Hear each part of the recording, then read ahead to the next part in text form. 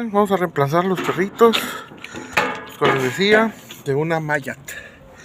¿Verdad? Quitar el de ahí es un 11 milímetros. Y aquí están los perritos. Aquí están los perritos.